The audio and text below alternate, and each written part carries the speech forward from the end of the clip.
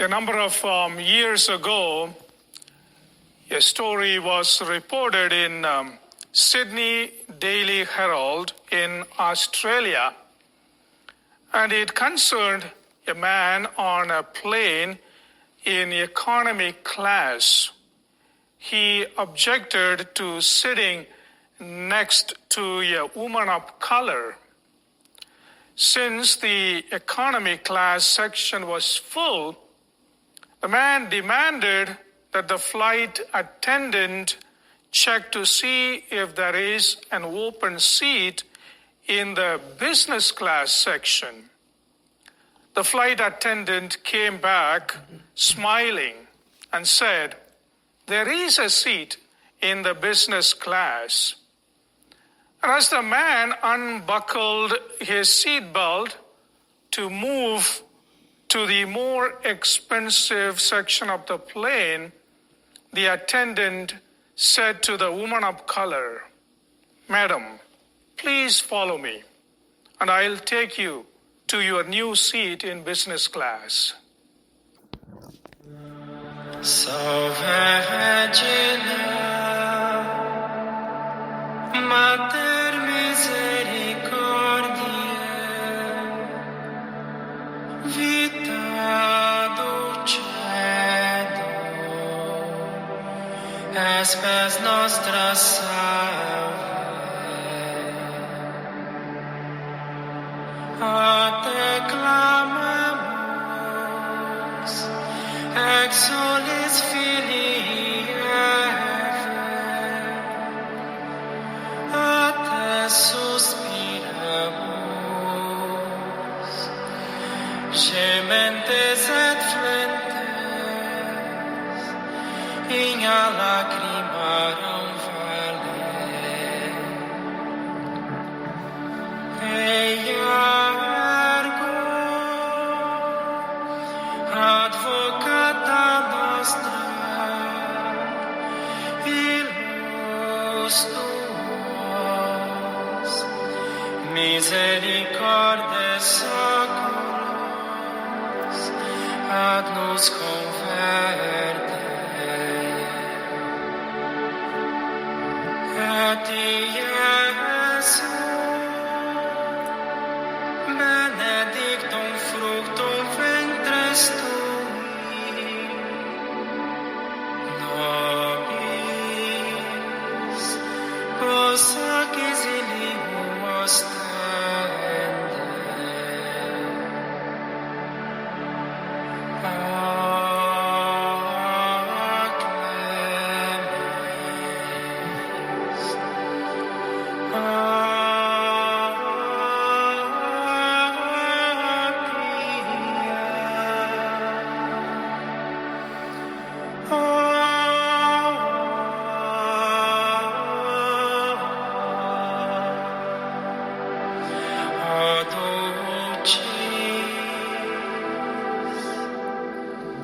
Virgo Maria.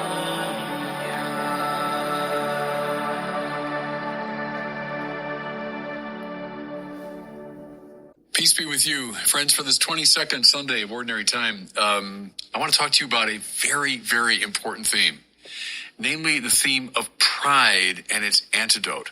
Now, I say very important because I don't know a spiritual teacher who doesn't say the fundamental problem we have is pride. And of course, they're getting this from the great biblical witness. What goes wrong with us? Well, the most serious of the deadly sins, the capital of the capital sins, is recognized universally by the spiritual teachers as pride. Now, I know we tend to say, oh, it's lust. We tend to associate sexual sin with the, supreme problem. Don't write me letters. Lust is a deadly sin. Sexual sin is a serious problem. Don't get me wrong. But there's not one spiritual teacher that would say lust or sexual sin is the highest. No, the highest one, the most deadly one, is pride. So the Bible talks about it a lot. Well, what is pride? My go-to man usually is Thomas Aquinas. He says it's inordinate or excessive self-love. So is there legitimate self-love, sure, but an inordinate or excessive self-love, that's pride. Augustine, I've often quoted him, curvatus in se, when you're caved in around yourself, that's the attitude of pride. I'd put it this way, maybe. It's an attitude that prevents us from real contact with reality. It's being caved in upon the self. It's a self-regard that prevents me from getting in touch with reality. It's like living in a very cramped, narrow spiritual space. Maybe I'd use the metaphor of the black hole that draws all things into itself. So instead of going out to the world's drawn into the little narrow space of my self-preoccupation. That's pride, and that's why it's such a deadly sin. Where does it come from? I've always liked Paul Tillich's answer. Tillich said, pride is born of fear. Now think about it. To be finite is to be afraid. We're vulnerable. We're threatened. We're not self-sufficient. And so we have an instinct, it's like an animal instinct almost, to protect oneself, right? To put up walls and barriers, to turn defensively against the world, to become curvatus in se, precisely out of fear. What does Jesus say? Perfect love casts out all fear. That's a key insight there, it seems to me. Now, this is also why the opposite of pride, the antidote to pride, is called humility. And we automatically have a kind of superficial understanding of humility. But the key is in the etymology. Humilitas comes from humus, which means like the soil. It's funny, isn't it? You wouldn't think of that, but the soil. To be humble is to be in touch with reality. See, it's literally down to earth, or to use our language, grounded. See, a humble person is able to get out of the black hole of self-regard and enter into being, into reality. In that sense, humus, the ground, the earth. Think of a farmer with his hands in the dirt. He's in touch with reality. That's the humble person. Something Jordan Peterson said a while ago, he might have said it, in fact, in this very room in a podcast that we did. He said, self-regard, psychologically speaking, is identical to misery. It strikes me as dead right and very much in line with what I've been talking about. Self-regard, when I'm looking inward, is psychologically speaking equivalent to misery. Think for a second, everybody. The best moments in your life, I will guarantee you, it's when you are least aware of yourself. When you're not looking in, you're looking out. You're not preoccupied with what's affecting you and what's threatening you and all that. You've forgotten that. And you're in touch with humus, with the ground, with reality. Well, that's what we're talking about. That's the humility that stands against pride. Okay, now that's the general principle. The gospel gives us, in typical biblical fashion, the Bible doesn't usually engage in sort of philosophical analysis. It tells stories. And we've got this great story that Jesus tells that's right to this point, though. Listen, he says, when you're invited by someone to a wedding banquet, do not recline at table in the place of honor. Rather, when you're invited, go and take the lowest place. Well, he's drawing from his own time and culture, but it should be pretty obvious what he's talking about. So a wedding banquet, everybody's there. It's a very public place. What do we prideful people want? Because we're afraid. Okay, I get it. We're afraid. And so we want to elevate ourselves. We protect ourselves by elevating ourselves. Look at me. I'm in the prime position. I'm at the top table. And so we jockey to get precisely in that position. Now, pick your walk of life. You can see this everywhere, it seems to me. People trying to get into the higher position and more to it in a way that's publicly visible. That's why this wedding banquet image is so good, because think of a bustling room full of people. It's not like I've quietly and privately moved into the highest position.